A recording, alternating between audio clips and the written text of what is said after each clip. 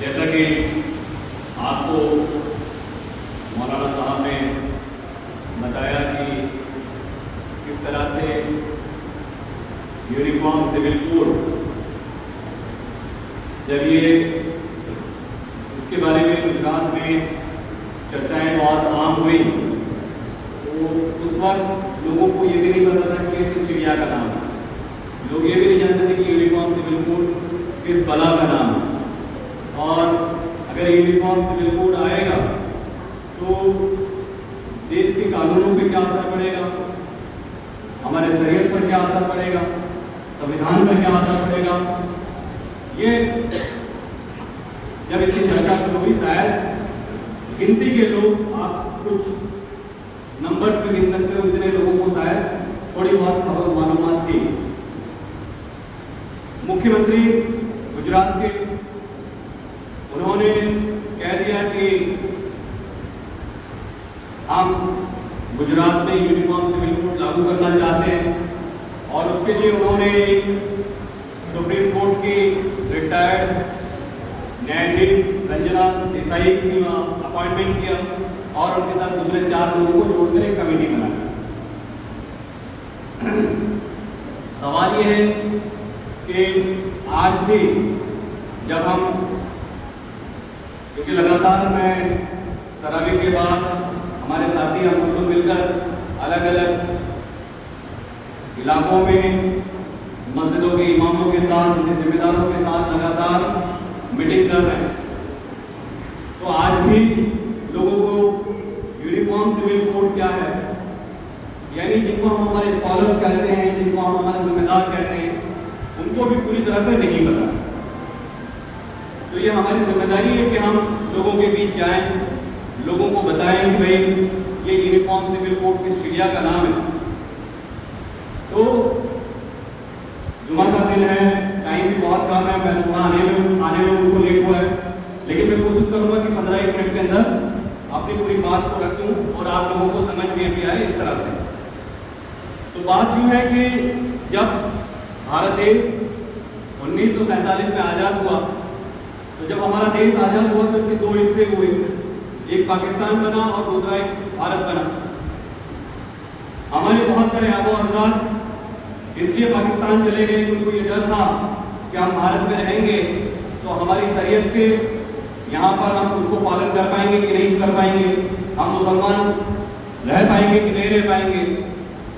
और बहुत सारे हमारे आबो अजदाद पाकिस्तान चले गए, लेकिन जो हम लोग भारत में रहते हैं, हमारे आबो अजदाद को ये भरोसा दिलाया गया उस वक्त के जो स्कॉलर थे, सेक्युलर मुसलमान, उन तमाम लोगों ने, गांधी जी, सरदार नेहरू, तमाम लोगों ने कहा कि भारत में जो भी मुसलमान रहेगा उनकी शरीयत की हिफाजत की जाएगी, उनकी भी हिफाजत की जाएगी और उनको किसी भी तरह से कोई तकलीफ नहीं होगी। उनके वादे पर हम लोग भारत देश में रुके और आज भारत के शहरी हैं। हमारे आबो अजदाद उन्होंने भारत में रहना पसंद किया और उन्होंने कहा कि हम भारत में, अपने भारत को आज़ाद कराने में हमारे आबो अजदाद ने अपना खून दिया है, इसलिए हम भारत में रहेंगे। उसके बाद देश आज़ाद हुआ, 3 साल की पूरी मुसलसल कोशिशों के बाद, कई संविधान सभाओं के बाद भारत ने अपना एक कॉन्स्टिट्यूशन बनाया जिसको हम लोग बंधारण भी कहते हैं और उर्दू में आईन भी कहते हैं। उस आईन में हमको ये भरोसा देने के लिए अलग अलग आर्टिकल, जैसे कि आप लोगों को कलम समझ में आता होगा, लेकिन बंधारण में जो कलम होती है उसको आर्टिकल कहा जाता है। उन आर्टिकल में ये प्रोविजन किए गए, आर्टिकल 25 में, कि भारत देश में रहने वाला कोई भी व्यक्ति, आप, मैं, हर इंसान की बात कर रहा है आर्टिकल 25, कि वो चाहे वो धर्म का पालन कर सकता है, चाहे उस धर्म पे मान सकता है, चाहे उस धर्म के प्रचार प्रसार, वो तमाम चीजें कर सकता है। यह किसने दिया हमको? 1950 में बाबा साहब ने जो संविधान बनाया, उस संविधान के आर्टिकल 25 ने हमको हक दिया कि हम हमारे धर्म का पालन कर सकते हैं, प्रचार कर सकते हैं, प्रसार कर सकते हैं, हम जिस धर्म में चाहे उस धर्म को मान सकते हैं। और उसी आर्टिकल 25 के तहत मैं आज आपके सामने तरह खुले मन से आपके सामने ये बात कर पा रहा हूं। उसी संविधान में आर्टिकल 29 है जो कहता है कि अगर किसी धर्म में, मजहब में कोई कस्टम, कोई रूढ़ी, कोई प्रथा बहुत लंबे समय से चली आ रही है तो उसका प्रोटेक्शन करना, उसका संरक्षण करना, उसकी जिम्मेदारी भी जो है वो राज्य सरकारों की और भारत सरकार की। यानी कि आर्टिकल 29 भी याद देता है कि हमारे जो मजहब है उसमें जो कस्टम चले आ रहे हैं, उसकी जो रूढ़ी रीति रिवाज है, उसको खत्म करने की जिम्मेदारी सरकार की नहीं है। उसको दिफा करने की, उसको प्रोटेक्ट करने की जिम्मेदारी जो है वो सरकार की है। लेकिन सरकारें उससे उल्टा काम कर रही है। अब सरकार कमेटी जब बनी तो कमेटी ने कहा कि हम लोगों से अभिप्राय मंगाएंगे, तो उसने कहा आर्टिकल 44 हमको ये इजाजत देता है कि हम चाहें तो यूनिफॉर्म सिविल कोड बना सकते हैं। इसी आर्टिकल 44 का हवाला देते हुए उत्तराखंड में यूनिफॉर्म सिविल कोड बनाया है। लेकिन जब आर्टिकल 44 को आप देखेंगे और वकीलों ने देखा तो उन्होंने कहा कि आर्टिकल 44 तो ये कहता है कि राज्य सत्ता, यहाँ पर राज्य सत्ता में कोई स्टेट की सत्ता की बात नहीं है। राज्य सत्ता मतलब भारत सरकार की सत्ता, उसकी बात है कि राज्य सत्ता चाहे तो लोगों में आम सहमति बनाकर, कैसे लोगों में आम सहमति बनाकर यूनिफॉर्म सिविल कोड लागू करें, लेकिन जबरदस्ती यूनिफॉर्म सिविल कोड लागू नहीं करना चाहिए, ये आर्टिकल 44 भी कहता है। और वो बात करता है पूरे देश में लागू करने की, वो अलग अलग राज्यों में लागू करने की पावर नहीं देता है। लेकिन फिर भी उत्तराखंड में आर्टिकल 44 के नाम पे यूनिफॉर्म सिविल कोड लागू किया और गुजरात में लागू करने की कोशिश कर रहे हैं।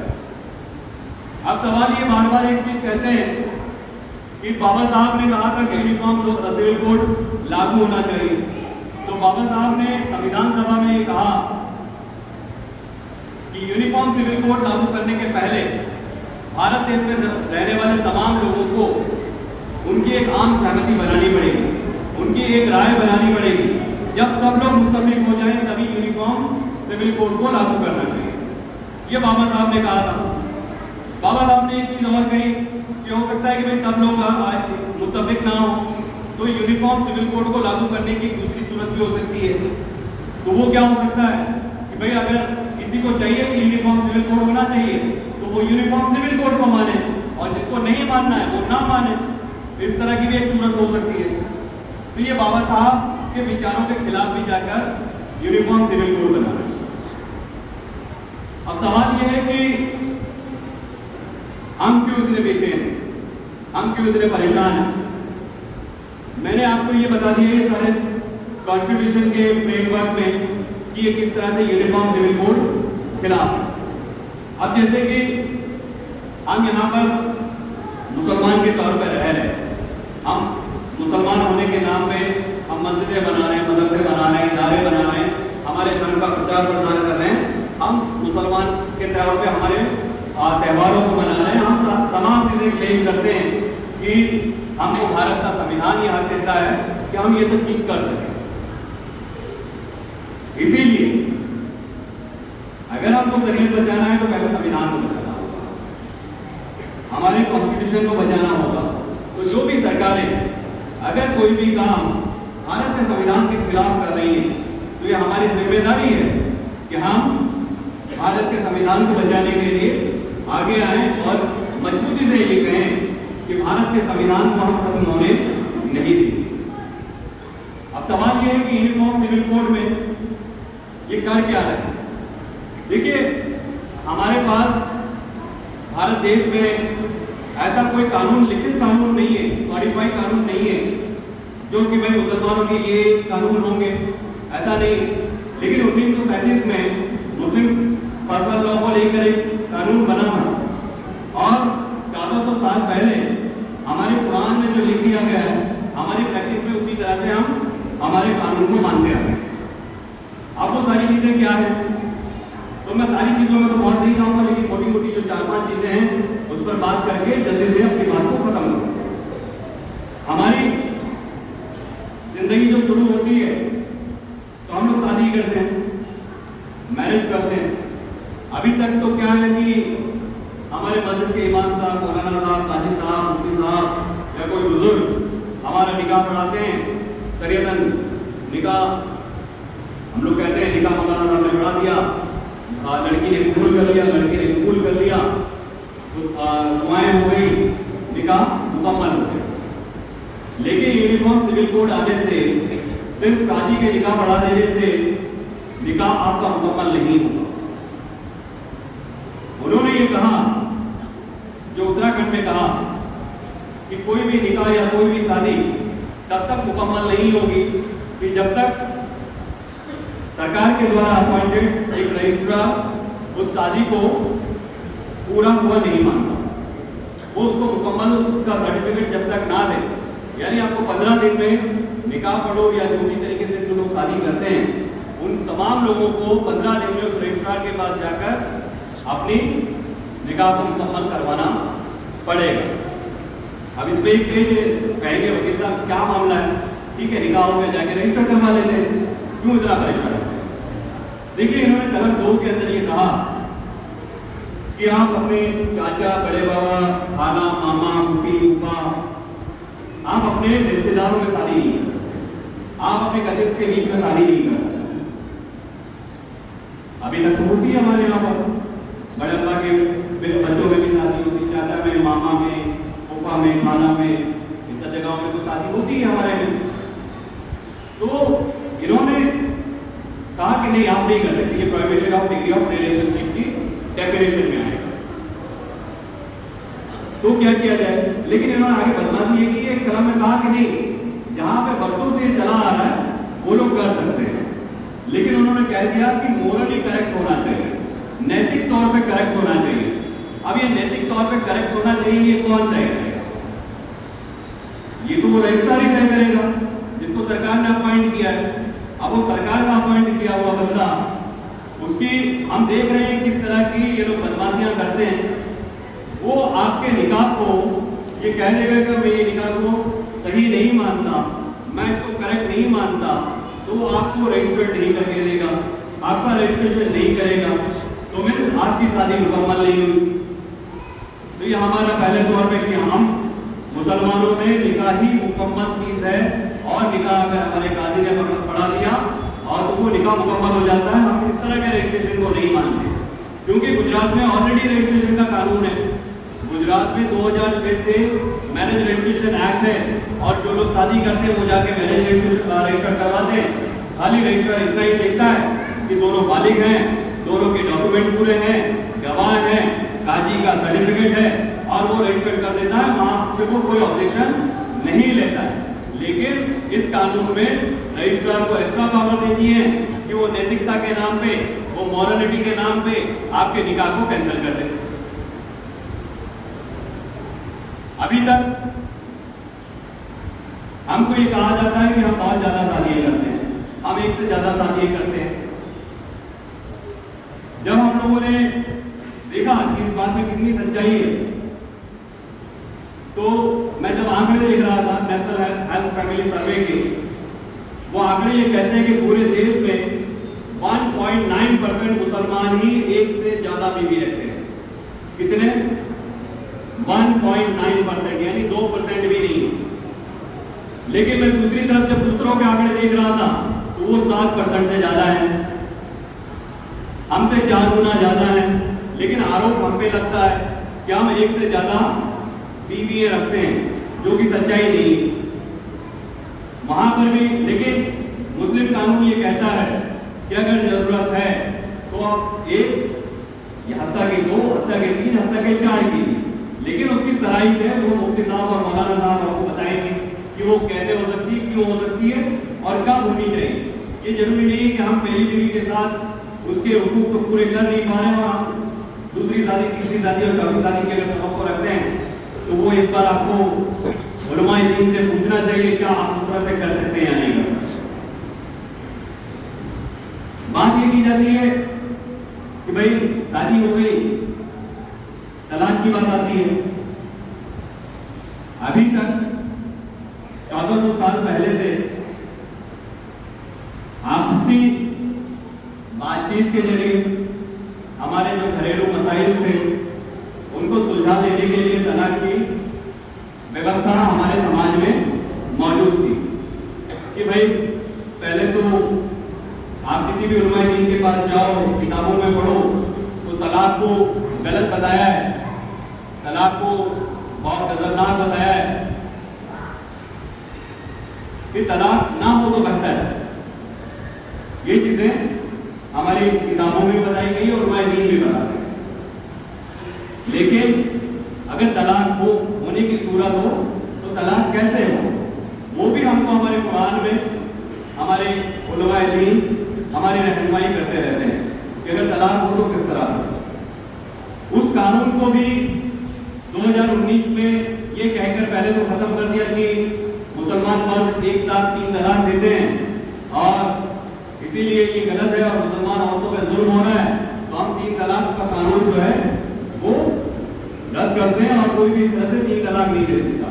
लेकिन जब उस कानून को हमने देखा तो उस कानून में ऐसा कहीं पे भी नहीं लिखा कि 3 बार तलाक वाले को कानून को हम रद्द कर दें। उन्होंने तो कहा कि तलाक आप किसी भी तरह के देंगे, जो तलाक आपकी नहीं मानी जाएगी और तलाक नहीं होगी और आपको उसके लिए 3 साल तक की सजा हो सकती है।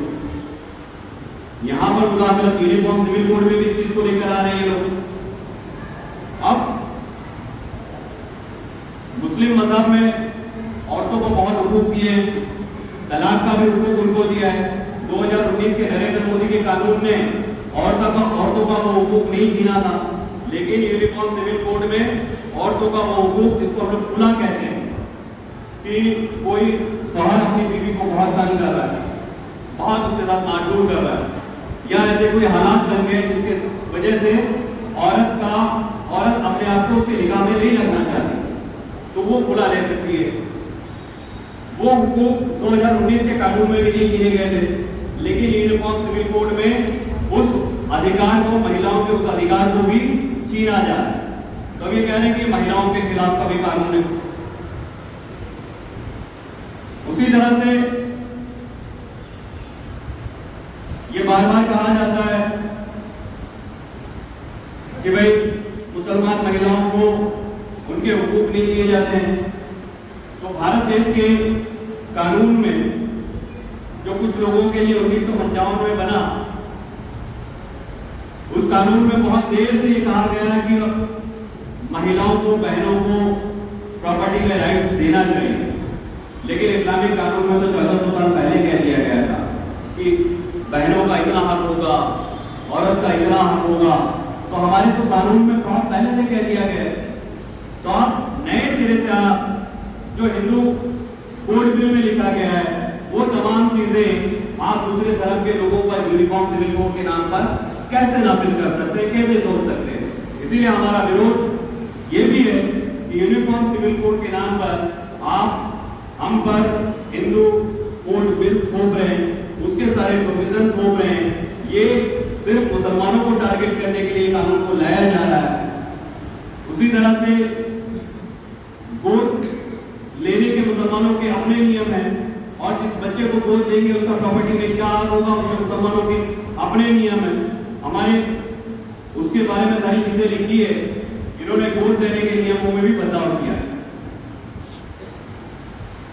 और इनकी नीयत अगर वाकई साफ है, अगर वाकई ये साफ दिली से ये चाहते हैं कि तमाम लोगों के सिविल कानून एक समान हो, तो उसके लिए क्या करना है?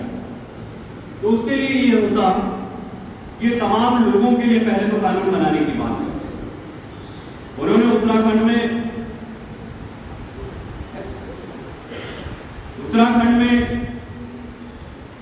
जब कानून बनाया तो उन्होंने कह दिया कि आदिवासी समाज को ये कानून लागू नहीं पड़ेगा। तो भैया कहां से यूनिफॉर्म सिविल कोड? आप तो पहले तो एक राज्य की बात कर रहे हैं, जो कि भारत का आर्टिकल 44 ये कह रहा है कि पूरे देश में लागू होना चाहिए। आप पहले एक राज्य की बात कर रहे हैं, एक राज्य में भी आप ये कह रहे हैं कि इसमें आदिवासी समाज बाहर रहेगा। हम ये नहीं करेंगे आदिवासियों पे भी थोप दीजिए। हम ये कह रहे हैं कि आपकी नीयत साफ नहीं है। हम ये कह रहे हैं कि आप सिर्फ मुसलमानों को टारगेट करने के लिए यूनिफॉर्म सिविल कोड ला रहे हैं। जब गुजरात में भी कानून बनाने की बात मुख्यमंत्री श्री ने करी तो उन्होंने कहा कि गुजरात के आदिवासियों को ये कानून नहीं लागू पड़ेगा। क्यों भैया? क्योंकि सिर्फ आपको मुसलमानों को टारगेट करना है। अगर आप चाहते हैं कि यूनिफॉर्म सिविल कोड आए तो आपको भारत देश में एक चर्चा रखनी चाहिए, तमाम लोगों के, तमाम मजहब के नुमाइंदों को उन कमेटियों में शामिल करना चाहिए। लोगों को बोलना चाहिए हम कानून में ये बदलाव करना चाहते हैं, उनसे कंसल्टेशन करना चाहिए, उनसे बातचीत करनी चाहिए और जिन बातों पर इत्तेफाक हो उन चीजों को आप लेके आइए। जिन चीजों में इत्तेफाक नहीं होता है आप उस चीज को छोड़ दीजिए। आप क्यों जबरदस्ती थोपना चाहते हैं? इसको बाबा साहब ने मना किया, इसको भारत के संविधान ने मना किया और हत्या के जिस साहबानों के इसके जजमेंट को ये बार बार हमको दिखाते हैं कि साहबानों के जजमेंट में ये कहा, उस साहबानों के जजमेंट में भी ये कहा कि नहीं, पूरी तरह से यूनिफॉर्म सिविल कोड नहीं लाना चाहिए। कहीं पे आपको लगता है किसी के कानून, किसी के अधिकारों का वायलेशन हो रहा है तो वहां पर आप बात करके ऐसे कानूनों को ला सकते हैं। इतनी ही बात करते हुए अपनी बात को पूरी करूंगा और आखिर में सिर्फ इतना बता दूं कि इसका विरोध कैसे करेंगे, क्या होगा आने वाले दिनों में। देखिए, बहुत सारे तरीके हैं। एक तरीका यह है कि आप लोगों के बीच में बहुत सारे QR कोड घूम रहे हैं। आप उन QR कोड के थ्रू भी, माध्यम से भी आप अपना विरोध दर्ज कर सकते हैं। लेकिन सबसे पहले कि आप कोई भी QR कोड खोले, QR कोड खोलते ही आप गूगल क्रोम में जब QR कोड खोलेंगे तो आपके मेल के साथ एक सब्जेक्ट लिखा हुआ आएगा। आप उस सब्जेक्ट को बहुत आसान सुकून से पढ़ें। उसके बाद अंदर जो बॉडी है, जो मैसेज है, आप उसको पढ़ें। उसको पढ़ने के बाद नीचे अपना नाम लिख दें। अगर आपको लगता है, मुतफिक है कि हाँ ये हमारा ही है और हमारे ही लोगों के द्वारा तैयार किया हुआ और इस कानून की मुखालिफत करने के लिए तैयार किया हुआ मेल है, तो आप उसके नीचे अपना नाम, अपना पता लिख दें। व्यक्तिगत है तो, अगर कोई संस्था है, कोई मस्जिद है, तो आप उस संस्था का नाम लिख दें और फिर उस मेल को आप भेज दें। ये एक तरीका हुआ। दूसरा, एक लिंक के माध्यम से भी आ रहा है, वहां पे भी आपको यही करना है, लिंक खोलना है। लिंक में पूरे मटेरियल को जैसा मैंने बताया उसका पढ़ना है, नाम लिखना है और भेज देना है। तीसरा ये है, किसी को लिंक और QR कोड में नहीं जाना है। मैसेज इमाम साहब के पास भी है, वो पूरा मैसेज आप कॉपी कर लें। आप सीधा अपना जीमेल खोलें, जीमेल में सब्जेक्ट लिखें, मैसेज लिखें, कॉपी पेस्ट करें और नाम सब अपना एड्रेस लिखें, भेज दें।